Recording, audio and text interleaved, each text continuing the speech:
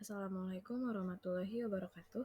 Perkenalkan, nama saya Aliza Mubedeka dengan nomor NIM 187215686. Di sini saya ingin presentasikan tentang perpajakan untuk video yang kedua.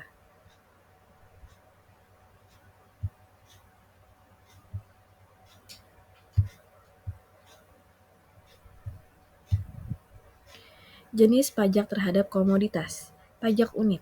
Karakteristik pemungutan PPN. Yang pertama, pajak objektif. Pemungutan PPN didasarkan pada objek pajak tanpa memperhatikan keadaan diri wajib pajak atau WP sebagai subjek pajak. Yang kedua, pajak tidak langsung. Secara ekonomis, beban PPN dapat dialihkan kepada pihak lain, tetapi kewajiban memungut, menyetor, melapor melekat pada pihak yang menyerahkan barang atau jasa. Dan multi-stage tax dilakukan secara berjenjang dari pabrikan sampai konsumen akhir. Ad valorem tax. Ad valorem adalah pajak yang dihitung berdasarkan dari nilai sebuah transaksi atau properti. Sebagai contoh sederhana, bisa dilihat dari struk atau bil restoran. Biasanya, struk atau bil tersebut tercantum pajak. Nah, PPN itu dihitung berdasarkan pada jumlah transaksi yang dilakukan.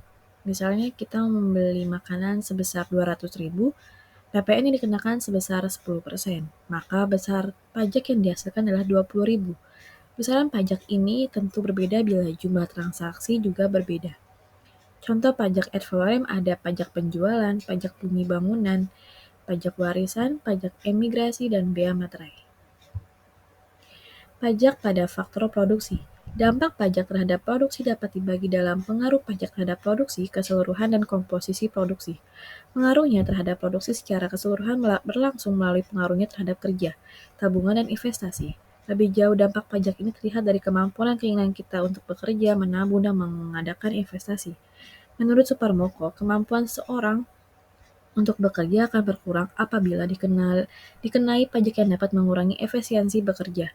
Oleh karena itu, suatu pajak yang dikenakan pada golongan yang mempunyai tingkat penghasilan yang rendah dalam suatu masyarakat hanya akan menurunkan tingkat keefisiensi kerjanya. Kemampuan menabung juga akan berkurang akibat dikenakannya pajak. Orang yang dikenakan pajak penghasilan, kemampuannya untuk menabung akan berkurang sebesar marginal propensity to save MPS yang dikalikan dengan jumlah pajak yang dikenakan. Pasar monopoli. Pasar monopoli adalah suatu model pasar yang mempunyai ciri hanya terdapat satu penjual. Output yang dihasilkan oleh produsen bersifat lain daripada yang lain, tidak mempunyai barang pengganti yang sangat dekat, dan di pasar ada rintangan bagi produsen lain untuk memasukinya. Ciri-ciri monopoli. 1. Industri, 1 perusahaan. Yang kedua, tidak ada barang pengganti yang serupa. Dan yang ketiga, perusahaan lain sulit masuk dalam industri. Pasar oligopoli. Pasar oligopoli adalah jenis pasar di mana jumlah produsen atau penjualnya lebih sedikit, sedangkan pembelinya relatif banyak. Oleh sebab itu, pasar ini dikatakan juga sebagai pasar dengan persaingan tidak sempurna. Ciri-ciri pasar oligopoli. Yang pertama, penjualan bersifat homogen. Yang kedua, ada 2 produsen atau lebih. Yang ketiga, memerlukan strategi marketing yang matang. Yang keempat, harga saing relatif sama. Dan yang terakhir, sulit ditembus produsen baru. Pasar keuntungan.